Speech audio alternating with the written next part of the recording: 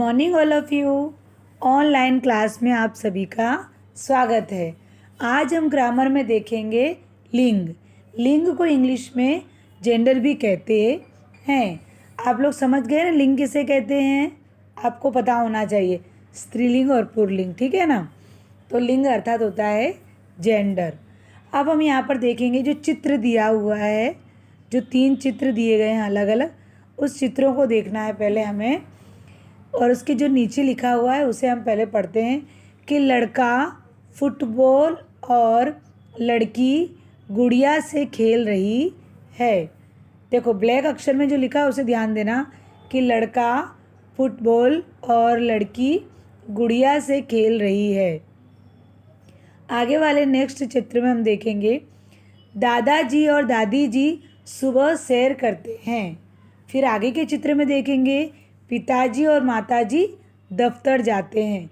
तो देखो जितने भी काले शब्द लिखे हैं, जैसे लड़का, दादाजी, पहली लाइन देखो पहले, लड़का, दादाजी, पिताजी, ये सब क्या हैं? यह सब पुरुष जाति का बोध कराते हैं, पुरुष जाति के बारे में बताते हैं। समझ में आया ना? लड़का, दादाजी, पिताजी, ये सब पुरुष जाति का बोध कराते हैं या पुरुष जाति के बारे में बताते हैं। फिर हम देखेंगे नीचे वाली लाइन, लड़की, दादी जी और माताजी, ये जो 3 शब्द हैं वह स्त्री जाति का बोध कराते हैं, अर्थात स्त्री जाति के बारे में बताते हैं, जिसे हम क्या कहेंगे? स्त्रीलिंग कहेंगे। और जो पुरुष जाति का बोध कराते हैं उसे हम पुल्लिंग कहते हैं। समझ में आया? लड़का, दादाजी, पिताजी, चाचा जी, मामा जी, ये सब पुरुष जाति के बारे में बताते हैं। और लड़की, दादी जी, मम्मी जी, पापा मम्मी जी, फिर दादी जी, ये सब चीज़ें लड़की यानी कि स्त्री जाति का बोध कराते हैं, इसलिए ये स्त्री लिंग होता है। अब हम इसकी डेफिनेशन देखेंगे। आगे हम देखेंगे कि उपयुक्त दिए वाक्यों में लड़का, दादाजी और पिताजी शब्द पुरुष जाति के बारे में बताते हैं और लड़की, दादी जी और माताजी स्त्री जाति के बारे में बताते हैं। अतः हम कह सकते हैं कि जिस शब्द से स्त्री जाति अथवा पुरुष जाति के होने का बोध होता है उसे हम लिंग कहते हैं। समझ में आया ना? जिस शब्द से स्त्री जाति अथवा पुरुष जाति के होने का बोध होता है उसे हम लिंग कहते हैं। लिंग के कितने प्रकार होते हैं? लिंग के 2 प्रकार होते हैं। कौन कौन से? पहला पुल्लिंग, दूसरा स्त्रीलिंग। समझ में आया ना? पहला पुल्लिंग, दूसरा स्त्रीलिंग। लिंग के 2 भेद होते हैं। तो पहला पुल्लिंग देखेंगे हम कि जो शब्द पुरुष जाति के बारे में बताते हों या पुरुष जाति का बोध कराते हैं उसे पुल्लिंग कहते हैं। जैसे चित्र के अंदर दिया है कि गायक गा रहा है, शेर दहाड़ रहा है, अध्यापक पढ़ा रहे हैं, राजा सिंहासन पर बैठे हैं। तो ये ऊपर जो वाक्य दिए गए हैं, गायक, शेर, अध्यापक और राजा, यह सब पुरुष जाति के बारे में बताते हैं, अर्थात यह पुल्लिंग शब्द हैं। अब देखेंगे पुल्लिंग शब्द की पहचान के नियम। पुल्लिंग शब्द के पहचान के नियम, तो इसमें पहला है महीना एवं सप्ताह के दिनों के नाम पुल्लिंग होते हैं। अधिकतर आप देखोगे तो महीने और सप्ताह के नाम क्या होते हैं? पुल्लिंग होते हैं। जैसे चैत्र, हमें गुजराती में ना कहिए चैत्र, बैसाख, तो ये जो नाम होते हैं वो अधिकतर पुल्लिंग में होते हैं। जैसे चैत्र, बैसाख, जेठ, आषाढ़ तथा सोम, मंगल, बुध, ये सब क्या हैं? पुल्लिंग शब्द हैं। अब वृक्षों के नाम, अधिकतर वृक्षों के नाम पुल्लिंग होते हैं। पीपल, जामुन, आम, नींबू आदि सभी पुल्लिंग होते हैं। और इमली, नाशपाती, लीची, खुबानी, ये सब स्त्रीलिंग में आते हैं। धातु के नाम सोना, लोहा, तांबा आदि पुल्लिंग है, लेकिन चांदी स्त्रीलिंग है। फिर सागर एवं पहाड़ के नाम तो हिमालय, विंध्याचल पर्वत, प्रशांत, हिंद महासागर, अरब सागर आदि पुल्लिंग होते हैं। देशों के नाम भारत, चीन, पाकिस्तान ये पुल्लिंग है, लेकिन श्रीलंका स्त्रीलिंग है। आगे 6 नंबर देखेंगे हम। 6 नंबर में है शरीर के अधिकांश अंगों के नाम तो सिर, हाथ, पैर, पेट, कंधा आदि पुल्लिंग है और आँख, नाक स्त्रीलिंग है। फिर देखेंगे समूह का बोध कराने वाले शब्द जैसे गुच्छा, सेना, दल, झुंड, संघ, समूह आदि पुल्लिंग होते हैं। रत्नों के नाम पन्ना, हीरा, मूंगा, मोती, पुखराज आदि पुल्लिंग होते हैं। फिर कुछ संज्ञा शब्द कैसे होते हैं कि जो स्त्रीलिंग और पुल्लिंग में एक जैसे होते हैं, खाली उनके अंदर एक चीज़ का बदलाव होता है, वो हम यहाँ देखेंगे। जैसे संज्ञा शब्द क्या है? चीता, तोता, उल्लू, कछुआ, मच्छर, गीदड़, बिच्छू आदि सदैव पुल्लिंग होते हैं, लेकिन इनका स्त्रीलिंग बनाने के लिए हम क्या शब्द प्रयोग करते हैं? इनके आगे सिर्फ मादा शब्द का प्रयोग करते हैं, और अगर इसको पुल्लिंग बनाना होगा तो नर शब्द का प्रयोग करेंगे। जैसे चीता, तो चीता ये क्या है? पुल्लिंग शब्द है, लेकिन मादा चीता बोलेंगे तो वो स्त्रीलिंग हो जाएगा। तोता, तोता पुल्लिंग है, लेकिन मादा तोता यह स्त्रीलिंग में हो जाएगा। कछुआ पुल्लिंग है, लेकिन मादा कछुआ लगा दिया तो यह स्त्रीलिंग में हो जाएगा। शब्द वही रहेगा, खाली उसके आगे मादा शब्द लगा दिया जाएगा, और अगर पुल्लिंग में बनाएंगे तो नर शब्द लगा दिया जाता है। समझ में आया? आगे देखेंगे जिन शब्दों के अंत में, जो भी शब्द हो उस शब्द के अंत में अगर अ, आ, पन, पा, न, आव, त्र, आर, आस, क, तो आते हैं, वे पुल्लिंग होते हैं। जैसे महान, रुपया, लड़कपन, मोटापा, बदन, झुकाव, वस्त्र, हथियार, विश्वास, नायक, निजित्व आदि शब्द आते हैं, तो ये क्या होते हैं? पुल्लिंग शब्द होते हैं। ये सबको हमें याद करना होगा, तभी आपको ये अच्छी तरह से समझ में आएगा। कुछ चीज़ें ऐसी होती हैं जो हमें याद करनी ही होती हैं। जैसे अभी हम नहीं बता सकेंगे पुल्लिंग शब्द क्या है, लेकिन अगर हमने ये पढ़ा होगा कि आ, पन, पा, न, आव, त्र, आर, आस, क, त्व, ये शब्द जो पीछे आते हैं ये शब्द कहीं पर भी, तो वे पुल्लिंग शब्द होते हैं। जैसे अब इनका पूरा शब्द बना के लिखा है हमने कि महान, न आया तो न है तो ये पुल्लिंग है। रुपया, आ आया तो पुल्लिंग। लड़कपन, पन आया तो पुल्लिंग। मोटापा पुल्लिंग, बदन पुल्लिंग, झुकाव पुल्लिंग, वस्त्र पुल्लिंग, हथियार पुल्लिंग, विश्वास पुल्लिंग, नायक पुल्लिंग और निजत्व पुल्लिंग। ठीक है, अब हम देखेंगे सेकेंड स्त्रीलिंग। स्त्रीलिंग किसे कहते हैं? जो शब्द स्त्री जाति के बारे में बताता हो या स्त्री जाति का बोध कराते हो उसे हम स्त्रीलिंग कहते हैं।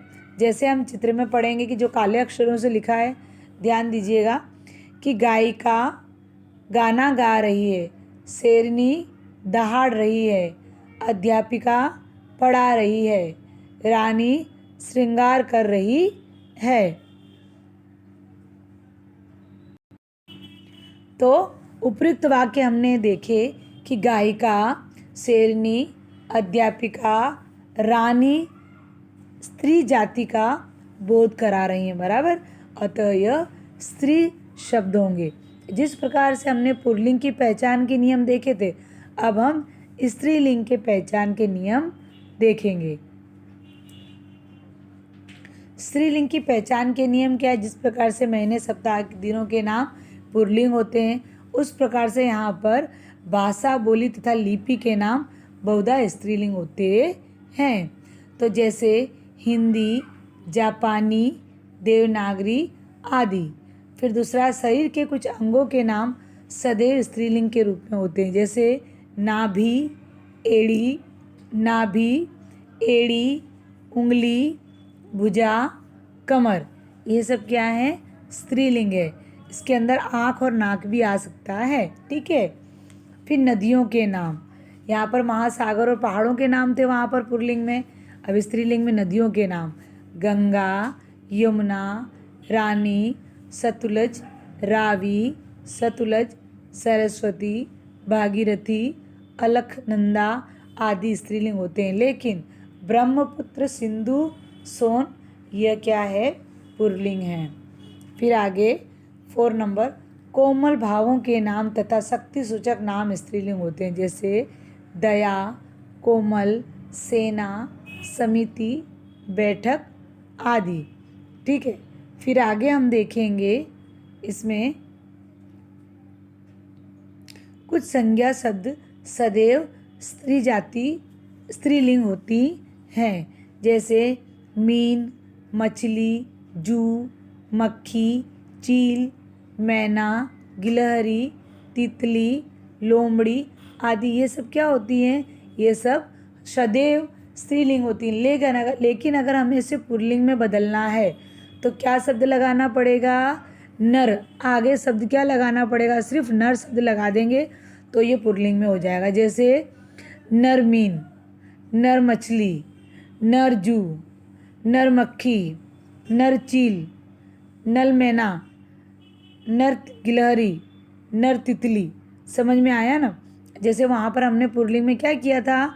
हमने स्त्रीलिंग बनाने के लिए मादा शब्द का प्रयोग किया था। ठीक है ना? अब यहाँ पर पुल्लिंग शब्द बनाने के लिए नर शब्द का प्रयोग किया गया है। समझ में आ रहा है ना बेटा? आगे आगे देखते हैं अब हम। जिन शब्दों के अंत में ई, आवट, या, ता, आई, आहट, आस, ट, वत, आनी, इन, आइन आता है, वे शब्द स्त्रीलिंग होते हैं, जैसे टोपी, सजावट, चूहिया, ममता, चढ़ाई, घबराहट, प्यास, खटपट, कहावत, देवरानी, धोबिन, पंडितानी आदि। ठीक है। फिर आगे देखेंगे हम कि पुल्लिंग से स्त्रीलिंग बनाने के नियम। तो आ के स्थान पर ई लगाना। तो दादा आया पीछे, दादी पीछे ई आया, तो आ के स्थान पर ई लगाने से स्त्रीलिंग बनता है। दादा, दादी, चाचा, चाची, घोड़ा, घोड़ी, मुर्गा, मुर्गी, बेटा, बेटी, लड़का, लड़की। अब सेकंड देखेंगे आ के स्थान पर या और नी लगाकर, अ और आ के स्थान पर या और नी लगाकर स्त्रीलिंग बनाए जाते हैं। जैसे गुड्डा, तो आया गुड़िया, ऊँट, ऊँटनी, डिब्बा, डिबिया, चूहा, चूहिया, शेर, शेरनी, कुत्ता, कुतिया।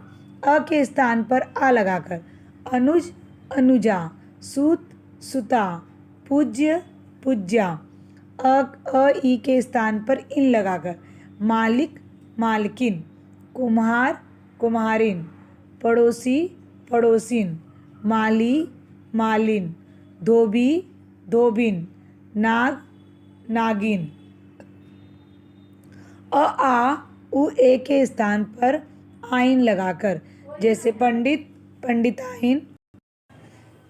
आ उ ए के स्थान पर आइन लगाकर पंडित, पंडिताइन, चौबे, चौबाइन, गुरु, गुरुआइन, ठाकुर, ठकुराइन, लाला, ललाइन, बाबू, बबुआइन। अब अंत में आनी लगाकर नौकर, नौकरानी, इंद्र, इंद्राणी, देवर, देवरानी, जेठ, जेठानी, रुद्र, रुद्राणी, सेठ, सेठानी। आगे अक, के स्थान पर इका लगाकर सेवक, सेविका, बालक, बालिका। अक के स्थान पर इका लगाकर सेवक, सेविका, बालक, बालिका, नायक, नायिका, शिक्षक, शिक्षिका, अध्यापक, अध्यापिका, गायक, गायिका। आगे मान को मति और वान को वती में लगाकर श्रीमान, श्रीमती, धनवान, धनवती, बुद्धिमान, बुद्धिमती, रूपवान, रूपवती, आयुष्मान, आयुष्मती, गुणवान, गुणवती। ठीक है, अब हम लिखित देखेंगे, इसके अंदर इसकी एक्सरसाइज देखेंगे। क्वेश्चन नंबर 1, कोष्टक में दिए गए उचित शब्दों से खाली जगह भरिए। जो यहाँ पर ब्लू अक्षर में लिखा उन दोनों में से कौन सा राइट है वो हमें यहाँ लिखना है। तो पहला इसमें लता मंगेशकर प्रसिद्ध गायिका हैं। सेकंड, स्त्री आभूषण पहनती है। ग, माली पौधा लगा रहा है। घ, मेरा बेटा सोना चाहता है। ड़, सूरदास जी जैसा कवि कई युगों में एक होता है। च, अध्यापक पढ़ा रहे हैं। च, बस आ रही है। ज, मीराबाई एक महान कवित्री थी। अब देखेंगे क्वेश्चन नंबर 2, निम्नलिखित शब्दों के लिंग परिवर्तन करके लिखिए। गायिका, गायक, गायिका स्त्रीलिंग है और हमने इसका लिंग परिवर्तन किया है, पुल्लिंग में बदला है। ठीक है, तो गायक, गायिका, गायक, विद्वान, विदुषी, अध्यापक, अध्यापिका, पुजारी, पुजारन, सेठानी, सेठ, सुता, सूत, सेविका, सेवक, धनवती, धनवान। आगे देखेंगे हम क्वेश्चन नंबर 3, स्त्रीलिंग और पुल्लिंग शब्द आपस में मिल गए हैं, आप उन्हें अलग अलग करके लिखिए। यहाँ पर कोष्टक में कह रहे हैं कि जो स्त्रीलिंग और पुल्लिंग सब मिक्स में दे दिया है, सब मिलाकर दिया, हमें अलग अलग करके यहाँ पर लिखना है। या जो हेडिंग दी है पुल्लिंग तो पुल्लिंग शब्द लिखना है, हेडिंग दी है स्त्रीलिंग तो यहाँ पर स्त्रीलिंग लिखना है। तो कुम्हार, पंखा, कमीज, गुरु, धोबी, डिब्बा पुल्लिंग है। स्त्रीलिंग में है गिलहरी, ललाइन, ठकुराइन, विदुषी, उठनी और पानी। और आगे देखेंगे क्वेश्चन नंबर 4, लिंग संबंधी अशुद्धियों को सुधार कर दोबारा वाक्य लिखिए। तो तुम्हें अध्यापक बुला रही है, तुम्हें अध्यापक बुला रही हैं। यह कमीज कैसे रंग का है, यह कमीज कैसे रंग की है। गांधी जी के पीछे जनता चलता था, तो गांधी जी के पीछे जनता चलती थी। रानी सिंहासन पर बैठे हैं, रानी सिंहासन पर बैठी हैं। पिताजी बुला रही हैं, पिताजी बुला रहे हैं। क्वेश्चन नंबर 5, रेखांकित शब्दों के लिंग बदलकर दोबारा वाक्य लिखिए। तो मामा जी आ गए, तो हमें यह लिंग बदल कर लिखना है और दोबारा भी लिखना है। तो मामा जी आ गए, तो यहाँ पे क्या है, मामा की जगह मामी जी, हमने लिंग बदला। ठीक है, तो मामा जी के स्थान पर मामी जी आ गई। मेरे कहने पर बालक पाठ पढ़ने लगा, तो बालक के स्थान पर बालिका पाठ पढ़ने लगी। अध्यापक ने पाठ पढ़ाया, तो अध्यापक के स्थान पर अध्यापिका ने पाठ पढ़ाया। कवि की कविता उनका परिचय होती है, तो कवि की जगह कवित्री की कविता उनका परिचय होती है। अच्छे नायक देश को आगे बढ़ाते हैं, अच्छी नायिका देश को आगे बढ़ाती हैं। अब हम देखेंगे क्वेश्चन नंबर 6 में लिंग किसे कहते हैं और स्त्रीलिंग और पुल्लिंग में अंतर स्पष्ट कीजिए। तो हम दोनों क्वेश्चन, ये दोनों के आंसर नीचे हैं। तो पहले हम देखेंगे लिंग किसे कहते हैं। ठीक है, तो लिंग का आंसर है कि जिन शब्दों से स्त्री जाति अथवा पुरुष जाति के होने का बोध होता है उसे हम लिंग कहते हैं। ठीक है, अब सेकंड है तुम्हारा कि स्त्रीलिंग और पुल्लिंग में अंतर स्पष्ट कीजिए। तो यहाँ पर दिया है पहले स्त्रीलिंग, पहले पुल्लिंग कि पुरुष जाति की पहचान कराने वाले शब्द को पुल्लिंग कहते हैं, जैसे राम, घोड़ा, तालाब, दरवाज़ा, आकाश। और स्त्रीलिंग किसे कहते हैं कि स्त्री जाति की पहचान कराने वाले शब्द को स्त्रीलिंग कहते हैं, जैसे कमला, गाय, लता, पत्ती, हरियाली, धरती, रात्रि, उषा, सद्या आदि। ठीक है ना। आपको पता चल गया ना स्त्रीलिंग किसे कहते हैं और पुल्लिंग किसे कहते हैं। दोनों में अंतर क्या है कि स्त्री जाति का बोध कराते हैं उसे स्त्रीलिंग कहते हैं, जैसे दादी, चाची, मामी, उषा, पत्ती, धरती वगैरह। ठीक है। और पुल्लिंग पुल्लिंग शब्द जो पुरुष जाति का बोध कराते हैं उन्हें पुल्लिंग कहते हैं, जैसे दादाजी, चाचा जी, मामा जी आदि। ठीक है। अब यहाँ पर हमने आपको लिंग समझा दिया, लिंग की एक्सरसाइज भी करवा दी, लिंग समझा भी दिया। एक बार आप इस लेसन को पूरा पढ़ लेना। हमारा यहाँ लिंग पूरा होता है। इसके बाद हम यहाँ पर विशेषण शब्द भी सीखेंगे। अब हम यहाँ पर क्या सीखेंगे, विशेषण भी सीखेंगे। लिंग हमारा पूरा हो गया, अब हम विशेषण सीखने जा रहे हैं। ठीक है। तो विशेषण किसे कहते हैं, तो शब्दों की विशेषता बताने वाले शब्द को विशेषण कहते हैं, या यूं भी कह सकते हैं संज्ञा और सर्वनाम की विशेषता बताने वाले शब्द को विशेषण कहते हैं। अंग्रेजी में विशेषण को एग्जेक्टिव भी कहते हैं। ठीक है। अब यहाँ पर हम चित्र में दो बच्चे अलग अलग जगह पर देख रहे हैं कि एक यहाँ पर इन लोगों जो बातें कर रहे हैं वो बातें ऊपर लिखी हुई हैं, और जो लाल अक्षर में लिखा उससे थोड़ा सा ध्यान देना कि अब से मैं अच्छी सेहत के लिए रोज़ कसरत करूँगा, मैं स्वस्थ शरीर के लिए ज़्यादा पानी पीता हूँ और बाहर की नुकसानदायक चीज़ें नहीं खाता हूँ। अच्छा, फिर क्या खाते हो? मैं हरी सब्जियाँ और ताज़े फल खाता हूँ। तो यहाँ पर लाल अक्षरों से जो कुछ लिखा है, जैसे अच्छी, स्वस्थ, ज़्यादा, नुकसानदायक, हरी, ताज़ी, ये शब्द क्रमशः सेहत, शरीर, पानी, चीज़ें, सब्जियाँ तथा फलों के विषय में बता रहे हैं। यहाँ पर देखो आप कि जो ऊपर दिया जो बच्चे बातें कर रहे हैं उसके अंदर अच्छी, स्वस्थ, ज़्यादा, नुकसान, हरी, ताज़ी, ये क्या कर रहे हैं, जैसे अच्छी तो सेहत, स्वस्थ शरीर, हरी सब्जियाँ, फिर हरी सब्जियाँ, फिर ताज़े फल। तो ये सब किसकी, ये सब जो अच्छी है, स्वस्थ है, ज़्यादा है, नुकसान है, हरी, ताज़ी, ये क्रमशः सेहत, शरीर, पानी, चीज़, सब्जियां आदि फल की विशेषता बता रहे हैं। ये जो शब्द हैं इन सब की ये विशेषता बता रहे हैं।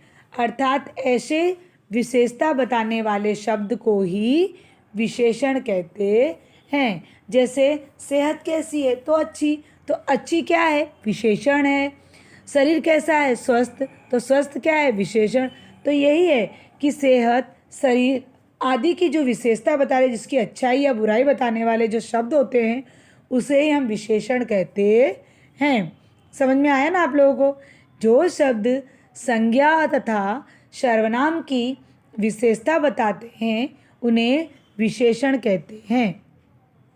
संज्ञा और सर्वनाम शब्द की विशेषता बताने वाले शब्द को विशेषण कहते हैं, और विशेषण शब्द जिन संज्ञा और सर्वनाम शब्दों की विशेषता बताते हैं उसे हम विशेष्य कहते हैं। संज्ञा सर्वनाम शब्द की विशेषता बताने वाले शब्द को विशेषण कहते हैं, और विशेषण शब्द जिन संज्ञा और सर्वनाम शब्दों की विशेषता बताते हैं उन्हें विशेष्य कहते हैं। जैसे हम गर्मा गर्म जलेबी खाएंगे, तो गर्मा गर्म क्या हुआ, विशेषण हुआ, जलेबी क्या हुआ, विशेष हुआ। समझ में आया ना। फिर 3 क्या हुआ, विशेषण, और पेंसिल क्या है, विशेष्य। तो विशेषता बताने वाले शब्द को विशेषण कहते हैं, और विशेषण शब्द जिन संज्ञा और सर्वनाम शब्दों की विशेषता बताते हैं उन्हें विशेषण कहते हैं। समझ में आया ना। तो गर्मा गर्म विशेषण है, लेकिन इसकी भी विशेषता बता रहा है, तो जलेबी, तो जलेबी क्या है, विशेष्य है। ठीक है। आगे हम देखेंगे विशेषण के भेद। तो विशेषण के कितने भेद हैं? विशेषण के 4 भेद होते हैं। कौन कौन से? तो पहला है गुणवाचक विशेषण, दूसरा संख्यावाचक विशेषण, तीसरा परिमाणवाचक विशेषण और चौथा है सार्वनामिक विशेषण। तो पहला इसमें गुणवाचक विशेषण में है कि गुण में क्या आ जाएगा? अच्छा, बुरा भी आ जाएगा, अच्छा भी आ जाएगा, स्वाद आ जाएगा, आकार आ जाएगा, अवस्था आ जाएगी, ये सब गुण के अंदर आता है। तो जो विशेषण शब्द संज्ञा अथवा सर्वनाम के गुण, दोष, रूप, रंग, भाव, अवस्था, दशा आदि का बोध कराते हैं या आदि के बारे में बताते हैं तो उन्हें हम गुणवाचक विशेषण कहते हैं। जो विशेषण शब्द संज्ञा सर्वनाम के गुण यानी कि अच्छाई, दोष मतलब बुराई, रंग, रूप, आकार, प्रकार, अवस्था, दशा, भाव, सुगंध, दुर्गंध आदि के बारे में बताते हों या आदि के बोध कराते हों उसे हम गुणवाचक विशेषण कहते हैं। जैसे ये 3 चित्र हम देखेंगे कि यहाँ पर रंग बिरंगे फूल खिले हैं, बूढ़ा आदमी घूम रहा है, शरारती बंदर उछल कूद कर रहा है। तो यहाँ पर जो उपरोक्त वाक्य लिखे हुए हैं कि रंग बिरंगे, बूढ़ा, तो रंग बिरंगे रंग का बोध करा रहा है, बूढ़ा अवस्था का बोध करा रहा है और शरारती गुण का बोध करा रहा है, अर्थात यह गुणवाचक विशेषण कहलाते हैं। गुणवाचक विशेषण के अवस्थाएं देखेंगे। गुणवाचक विशेषण शब्द निम्न रूप में होते हैं। जैसे गुण दोष के अंदर क्या आ जाएगा? अच्छा, बुरा, सच्चा, झूठा, दुष्ट, उदार। फिर सेकंड भाव के आधार पर देखेंगे दयालु, क्रोधी, वीर आदि। रंग के आधार पर देखेंगे सफ़ेद, हरा, नीला, मटमैला आदि। और आकार के आधार पर देखेंगे लंबा, तिकोना, गोल आदि।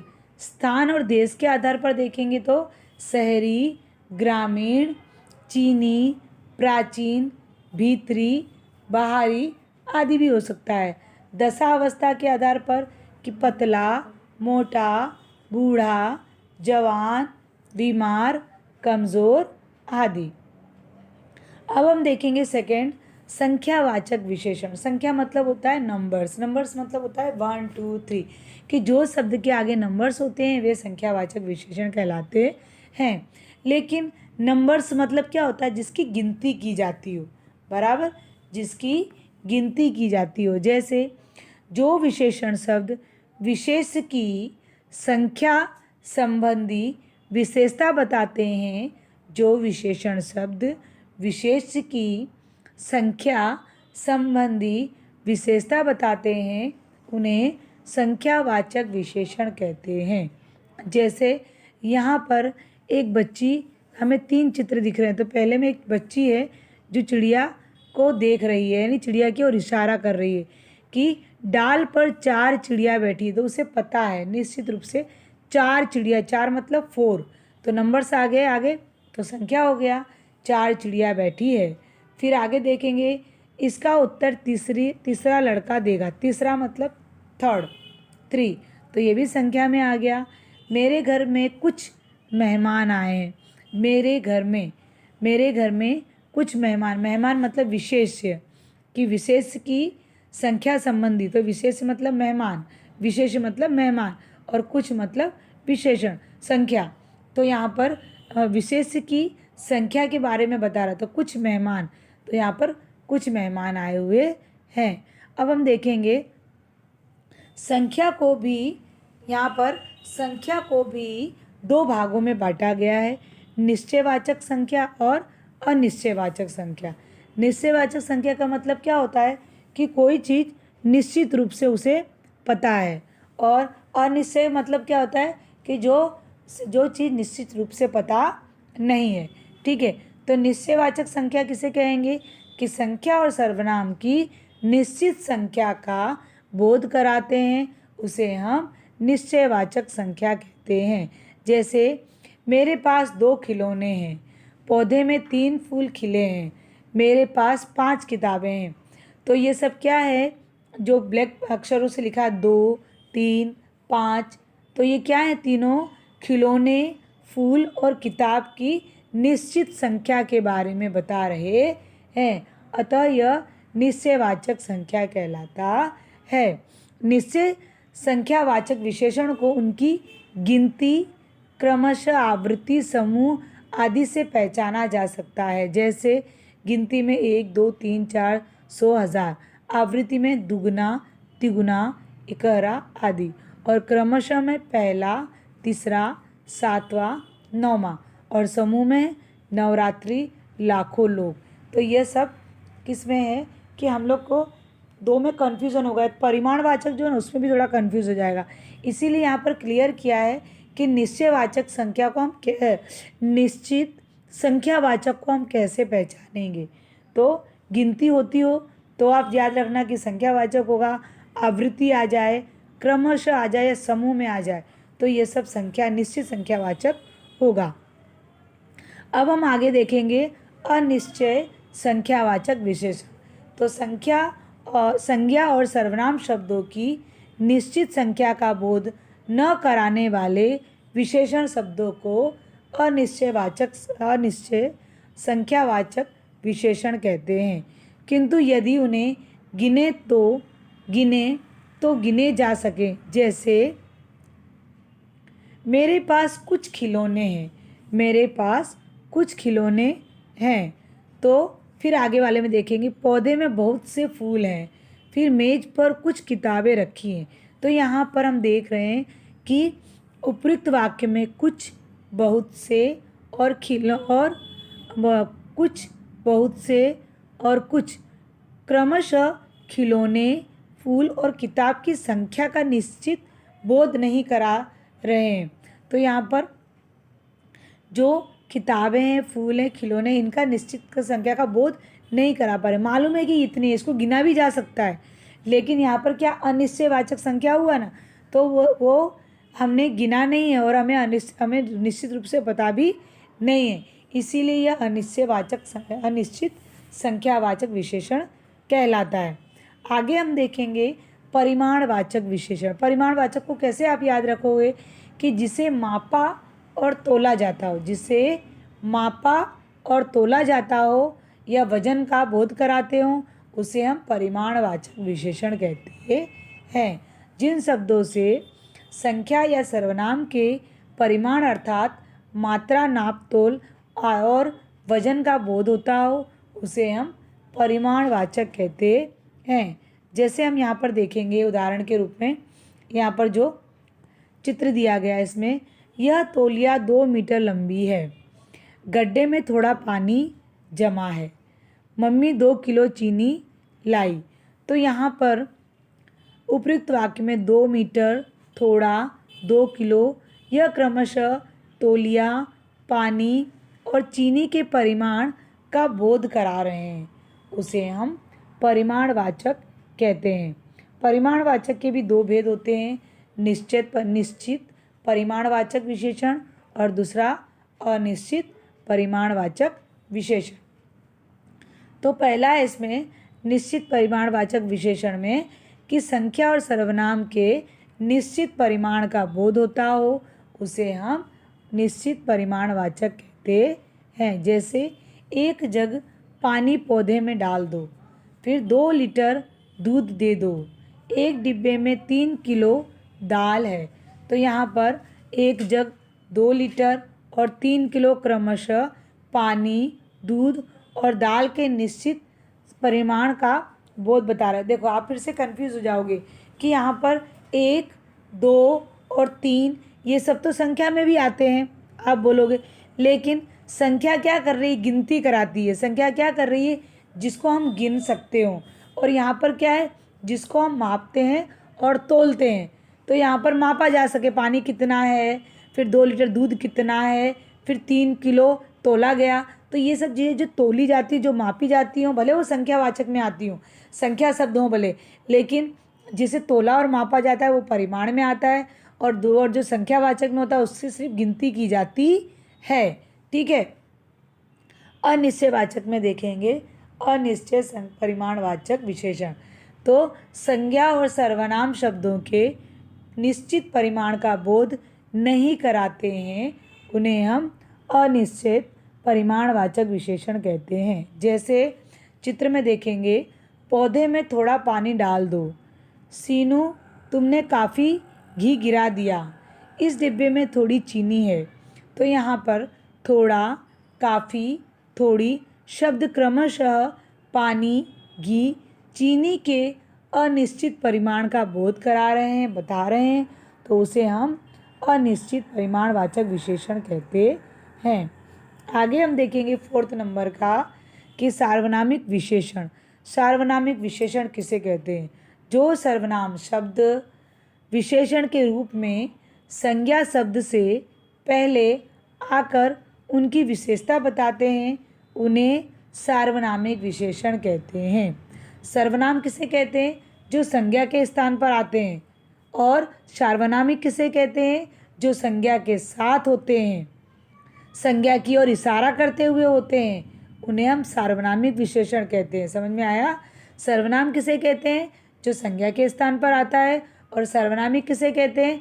जो संज्ञा के साथ संज्ञा की तरफ इशारा करते हुए बताए जाते हैं, उसे हम सार्वनामिक विशेषण कहते हैं। समझ में आया ना? जो सर्वनाम शब्द विशेषण के रूप में संज्ञा शब्द से पहले आकर उनकी विशेषता बताते हैं, उन्हें हम सार्वनामिक विशेषण कहते हैं। जैसे यह लड़का बहुत बहादुर है, ये फूल सुगंधित है, वह घर बहुत सुंदर है। तो यहाँ पर यह, ये और वह सर्वनाम शब्द संज्ञा से पहले आकर, ये सब क्या है? ये सर्वनाम शब्द संज्ञा से पहले आकर उनकी विशेषता बता रहे हैं, अतः यह सार्वनामिक विशेषण कहलाते हैं। विशेष में हम देखेंगे कि सार्वनामिक विशेषणों को संकेतवाचक विशेषण भी कहते हैं, जैसे मैंने अभी थोड़ी देर पहले आपको समझाया। क्योंकि सार्वनामिक विशेषण संज्ञा की और संकेत करते हैं या इशारा करते हैं। अब हम यहाँ देखेंगे कुछ अंतर को जानिए। जैसे मैंने थोड़ी देर पहले आपको फिर समझाया था कि संख्यावाचक किसे कहते हैं और परिमाणवाचक। दोनों में संख्या का बोध होता है, लेकिन परिमाण में क्या होता है? नापा तोला जाता है, और संख्या में क्या करती है? गिनती की जाती है। ठीक है, इतना याद रखना। तो संख्यावाचक विशेषण संज्ञा और सर्वनाम की निश्चित और अनिश्चित गिनती का बोध कराते हैं। संख्यावाचक में क्या होता है? संज्ञा और सर्वनाम की निश्चित और अनिश्चित गिनती का बोध कराते हैं, जिसे हम गिन सकते हैं। और परिमाणवाचक में क्या होता है? संज्ञा और सर्वनाम की निश्चित और अनिश्चित तौर पर नाप तोल के बारे में बोध कराते हैं, उसे हम परिमाणवाचक कहते हैं। जैसे मेरे पास 2 टॉफ़ी है, तो ये क्या हुआ? 2 टॉफ़ी। तो निश्चित संख्यावाचक जिसे गिना जाता है, 1 2 3 4 टॉफ़ी कितनी भी हो सकती है, तो यह संख्यावाचक। मेरे पास कुछ टॉफ़ियाँ हैं, तो यह क्या हुआ? कुछ टॉफ़ियाँ। टॉफ़ियों को गिना जाता है, टॉफ़ियाँ मतलब चॉकलेट। तो 1 2, तो यह अनिश्चित संख्यावाचक हुआ। फिर देखेंगे मुझे 1 लीटर दूध दे दो। लीटर मतलब जिसको मापा जाता है, जिसको मापा जाए, तो क्या हुआ? निश्चित परिमाणवाचक। फिर मुझे थोड़ा दूध दे दो, तो अनिश्चित परिमाणवाचक। ठीक है, आगे हम देखेंगे सार्वनामिक विशेषण और सर्वनाम में अंतर। ये भी मैंने आपको सिखा दिया कि सर्वनाम संज्ञा के स्थान पर आते हैं और सार्वनामिक संज्ञा के साथ संज्ञा की ओर इशारा करते हुए दिखते हैं, उसे हम सार्वनामिक कहते हैं। समझ में आया था ना? मैंने बोला था आपको थोड़ी देर पहले। फिर से देख लो। जो सर्वनाम शब्द संज्ञा से पहले लगकर उसकी विशेषता बताते हैं, वे सार्वनामिक विशेषण होते हैं। और जो शब्द संज्ञा की जगह प्रयोग में आते हैं, उसे हम सर्वनाम कहते हैं।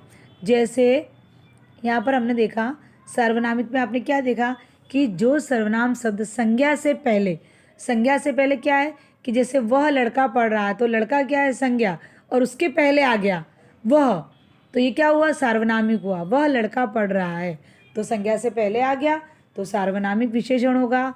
और यहाँ पर क्या, दूसरा वाले में क्या है? वह पढ़ रहा है, तो वह क्या लड़के के स्थान पर आया है, संज्ञा के स्थान पर आया, तो वह सर्वनाम होगा। वे लोग खा रहे हैं, तो वे क्या, वे लोग, लोग मतलब संज्ञा, संज्ञा से पहले आया वे तो सार्वनामिक विशेषण। फिर वे खा रहे हैं तो क्या होगा, सर्वनाम, सर्वनाम कहलाएगा। अब हमने देखा विशेषण किसे कहते हैं, विशेष्य किसे कहते हैं, विशेषण के प्रकार हमने देखे। अब हम एक नया देखेंगे, प्रविशेषण।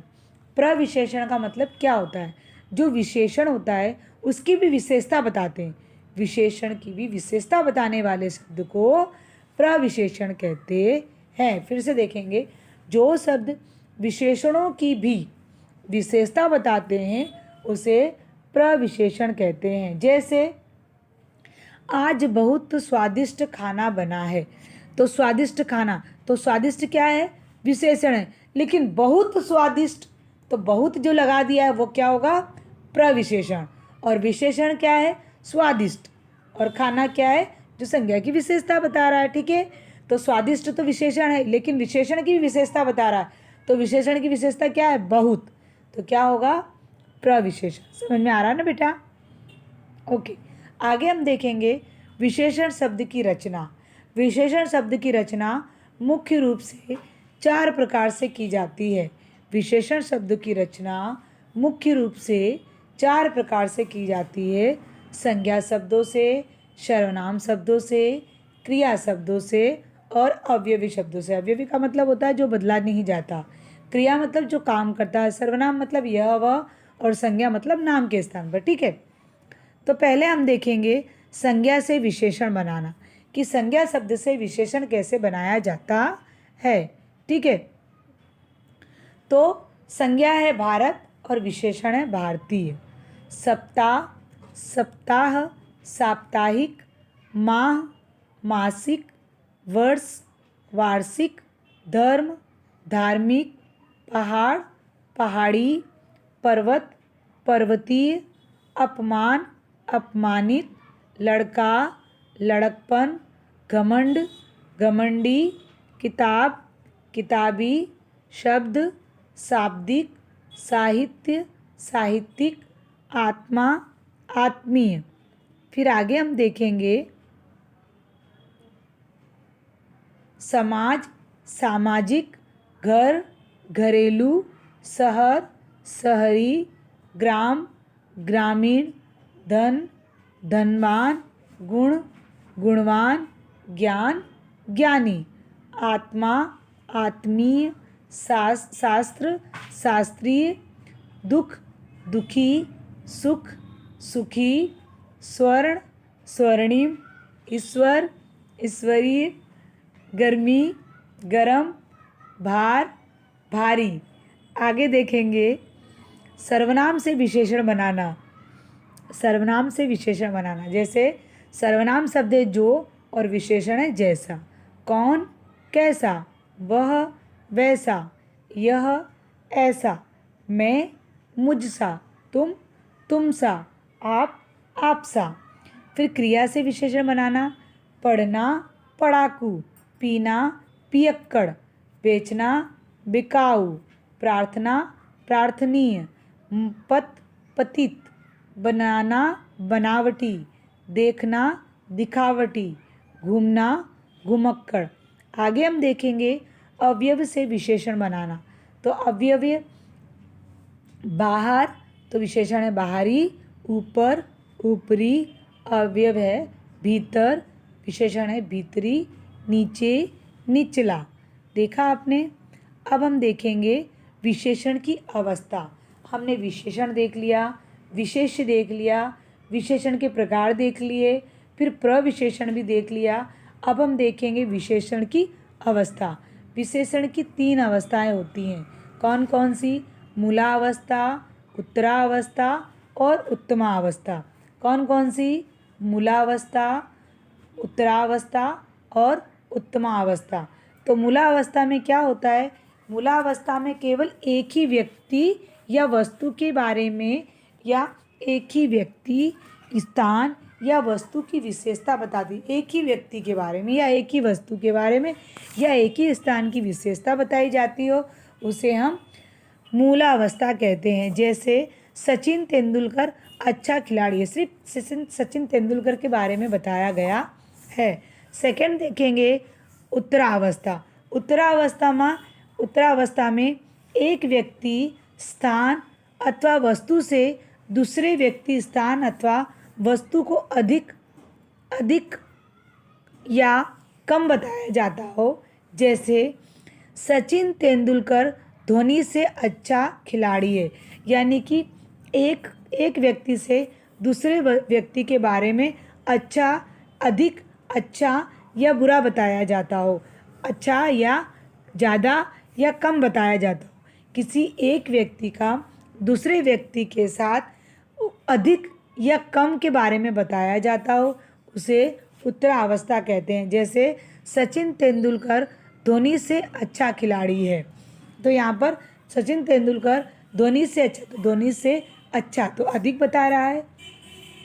फिर आगे हम देखेंगे उत्तमावस्था। उत्तमावस्था में सभी की तुलना में सबसे अधिक या कम बताया जाता है। जैसे सचिन तेंदुलकर सबसे अच्छा खिलाड़ी है, मतलब एक ही व्यक्ति के ऊपर सब व्यक्तियों से एक व्यक्ति के ऊपर अधिक भार दिया जाए, अधिकता के बारे में बताया जाए, सबसे सर्वाधिक शब्द का प्रयोग किया जाए, उसे हम उत्तमावस्था कहते हैं। समझ में आया? अब हम देखेंगे लिखित क्वेश्चन आंसर्स। तो पहला इसमें निम्नलिखित वाक्यों में सही या गलत का निशान लगाना है। ठीक है, सही या गलत का निशान लगाना है। तो पहला है इसके अंदर, संख्यावाचक विशेषण से संख्या और सर्वनाम के नाप तोल का पता चलता है।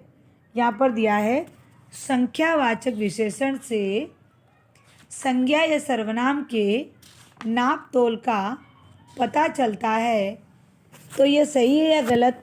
संख्या से नहीं, परिमाण से पता चलता है, तो ये क्या होगा? यह गलत होगा। क्या होगा? रॉन्ग। तो इसके सामने हमें गलत का निशान लगाना है। आगे देखेंगे ख, सार्वनामिक विशेषण संज्ञा की विशेषता बताते हैं, सही है। आगे परिमाणवाचक विशेषण मात्रा का बोध कराते हैं, सही है। विशेषण के 5 भेद होते हैं, गलत। कितने भेद होते हैं? 4 भेद होते हैं। कौन कौन से? गुणवाचक विशेषण, परिमाणवाचक विशेषण, संख्यावाचक विशेषण और सार्वनामिक विशेषण। ठीक है, फिर आगे विशेषण की 3 अवस्थाएं होती हैं, सही। कौन कौन सी अवस्थाएं होती हैं? मूलावस्था, उत्तरावस्था और उत्तमावस्था। क्लियर? ओके, आगे देखेंगे क्वेश्चन नंबर 2, उचित विकल्प पर सही का निशान लगाइए। तो यहाँ पर उचित विकल्प देखना है। 3 आम, तो संख्यावाचक विशेषण। 20 गज जमीन, तो परिमाणवाचक विशेषण। 2 किलो चावल, परिमाणवाचक विशेषण। कुछ लोग, परिमाणवाचक विशेषण। कुछ लोग हैं यहाँ पर, तो ये क्या होगा? संख्यावाचक होगा। मैंने परिमाण पर किया है, आप परिमाण को कैंसिल करना। ठीक है, क्योंकि कुछ लोग क्या है? संज्ञा है। ठीक है, तो संज्ञा के बारे में बता रहा, तो यहाँ पर क्या होगा? संख्यावाचक विशेषण होगा। ठीक है ना, परिमाणवाचक नहीं होगा। इस जो परिमाणवाचक के ऊपर मैंने टिक लगाई है बेटा, सुनो बेटा, यहाँ पर मैंने लिखा कुछ लोग में परिमाणवाचक विशेषण पे मैंने सही किया है, तो आपको परिमाणवाचक पे भी सही नहीं करना है, आपको संख्यावाचक यहाँ पर करना है। आपको यहाँ पर आपको सही का निशान लगाना है, सही करना है, ये वाला रोंग होगा। ठीक है, समझ में आया आप लोगों को? ओके, अब आगे हम देखेंगे 2 लड्डू, तो ये संख्यावाचक विशेषण होगा। आगे थोड़ी चीनी, तो क्या होगा? परिमाणवाचक विशेषण होगा।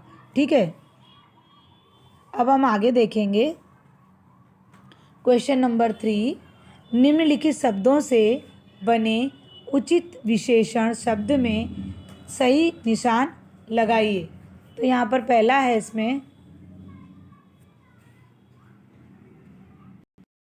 तो पहला है इसमें पढ़ना। तो इसमें 2 ऑप्शन दिए, सही कौन सा है? वो ऑप्शन दिया कि पढ़ना, तो क्या होगा? पढ़ाकू। दूसरा शहर शहरी, यह ऐसा, देखना दिखावटी, गर्मी गर्माहट, गुण गुणवान, भीतर भीतरी, मैं मुझसा। आगे देखेंगे क्वेश्चन नंबर 4। निम्नलिखित वाक्यों को विशेषण की उचित अवस्था से मिलाइए। अब जो अवस्था जिसमें आती है उसे हमें मिलाना है। रामू ईमानदार व्यक्ति है, तो एक ही व्यक्ति के बारे में बताया गया, तो मूलावस्था होगा। ठीक है। फिर है वरुण कक्षा में सबसे बुद्धिमान है। मैंने बोला था ना आपको, सबसे और सर्वाधिक ये शब्द का प्रयोग होगा तो क्या होगा, उत्तमावस्था होगा। क्या होगा, उत्तमावस्था होगा। अभिषेक केशव से छोटा है, तो यहाँ पर क्या हो रहा है, तुलना बताई जा रही है उसके बारे में, एक क्या दूसरे के साथ। ठीक है। तो वरुण कक्षा में सबसे बुद्धिमान है, तो क्या होगा, वरुण कक्षा में सबसे बुद्धिमान, तो उत्तमावस्था। अभिषेक केशव से छोटा है, तो उत्तरावस्था। फिर आम रसीला फल है, तो एक के बारे में बता रहा, तो मूलावस्था। फिर रीना के बाल मम्मी से लंबे हैं, तो उत्तरावस्था। फिर अमिताभ बच्चन सबसे अच्छा अभिनेता है, तो उत्तरावस्था। ठीक है। आगे देखेंगे क्वेश्चन नंबर 5। कोष्टक में दिए गए शब्दों के सही रूप से खाली जगह भरिए। तो पहला है कपिल मेरा खाली जगह भाई है, तो यहाँ पर कोष्टक में मामा लिखा हुआ, बर्फ लिखा, घर, भय, इतिहास और मास।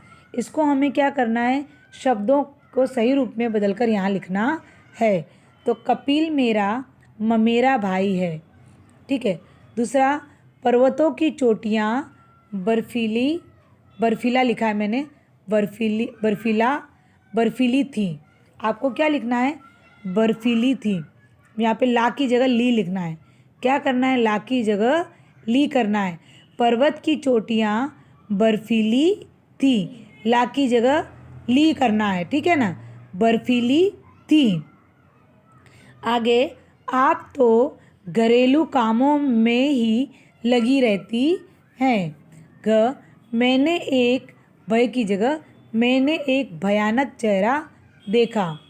फिर ऐतिहासिक इमारतें हमारी धरोहर हैं। यह पत्रिका मासिक है। आगे हम देखेंगे लास्ट क्वेश्चन नंबर 6। निम्नलिखित प्रश्नों के उत्तर लिखिए। तो इसमें पहला है विशेष्य किसे कहते हैं। फिर आगे इसके अंदर क्वेश्चन नंबर 2, विशेषण के भेदों के नाम लिखिए। थर्ड है सार्वनामिक विशेषण और सर्वनाम विशेषण में अंतर। तो ये तीनों क्वेश्चन यहाँ है, इसके आंसर हमने नीचे दिए हैं। ठीक है। तो पहला क्या है, विशेष्य किसे कहते हैं। तो यहाँ पर आंसर है, संज्ञा और सर्वनाम शब्द की विशेषता बताने वाले शब्द को विशेषण कहते हैं, और विशेषण शब्द जिन संज्ञा और सर्वनाम शब्द की विशेषता बताते हैं उन्हें हम विशेष्य कहते हैं। जैसे जलेबी क्या है, विशेष है, और गर्मा गर्म विशेषण। तो हम गर्मा गर्म जलेबी खाएंगे, तो गर्मा गर्म विशेषण और जलेबी विशेष है। मेरे पास 3 पेंसिलें हैं, तो पेंसिलें क्या हैं, विशेष्य, और 3 क्या है, विशेषण। समझ में आया। क्वेश्चन नंबर 2, विशेषण के भेद के नाम लिखिए। विशेषण के भेदों के नाम लिखिए। तो विशेषण के भेद कितने हैं, विशेषण के 4 भेद होते हैं। पहला गुणवाचक विशेषण, दूसरा संख्यावाचक विशेषण, तीसरा परिमाणवाचक विशेषण, और चौथा सार्वनामिक या संकेतवाचक विशेषण। आगे देखेंगे क्वेश्चन नंबर 3, सार्वनामिक विशेषण और सर्वनाम में अंतर स्पष्ट कीजिए। तो यहाँ पर है सार्वनामिक विशेषण और सर्वनाम में अंतर स्पष्ट करना है। तो जो सर्वनाम शब्द संज्ञा से पहले लगकर उसकी विशेषता बताते हैं उसे हम सर्वनामिक विशेषण कहते हैं, और जो शब्द संज्ञा की जगह पर या संज्ञा के स्थान पर प्रयोग किए जाते हैं उसे हम सर्वनाम कहते हैं। समझ में आया ना। वैसे मैंने अभी थोड़ी देर पहले आपको पढ़ा दिया कि वह लड़का पढ़ रहा है, तो वह क्या है, यह सर्वनाम के, यह संज्ञा के पहले आया, तो सर्वनाम क्या है, लड़का। तो लड़का के पहले वह शब्द लगाए तो क्या होगा, वह लड़का पढ़ रहा है, तो सार्वनामिक विशेषण वह पढ़ रहा है, तो कोई लड़का यहाँ पर संज्ञा का प्रयोग नहीं हुआ, तो क्या होगा, वह संज्ञा के स्थान पर आया तो सर्वनाम होगा। वे लोग खा रहे हैं तो सार्वनामिक विशेषण, और वे खा रहे हैं तो सर्वनाम कहा जाएगा। यहाँ पर आपको सब कुछ मैंने आपको क्वेश्चन आंसर के साथ, एक्सरसाइज के साथ सब कुछ मैंने आपको क्लियर कर दिया है। 2 ग्रामर मैंने अभी आपको पढ़ा दिया, एक लिंग और दूसरा विशेषण। इस तरह से हमारे 2 ग्रामर पूरे हो गए, लिंग और विशेषण। ठीक है, अब लिंग और विशेषण हमारे पूरे हो गए। निबंध मैंने आपको दोनों बता दिया है, पत्र लेखन मैंने आपको दोनों बता दिया है, और व्याकरण में लिंग और विशेषण भी मैंने आज आपको पूरा करवा दिया है। अब आप क्या करना, अपनी ग्रामर बुक में ज़रा लिंग और विशेषण को एक बार पढ़ लेना, फिर मेरा वीडियो देखना, आपको सब कुछ अच्छी तरह से समझ में आ जाएगा, कहीं पर भी आपको कोई परेशानी नहीं होगी। समझ में आ गया ना बेटा? चलिए, इसी के साथ मैं अपनी वाणी को विराम देती हूँ। अस्तु, धन्यवाद।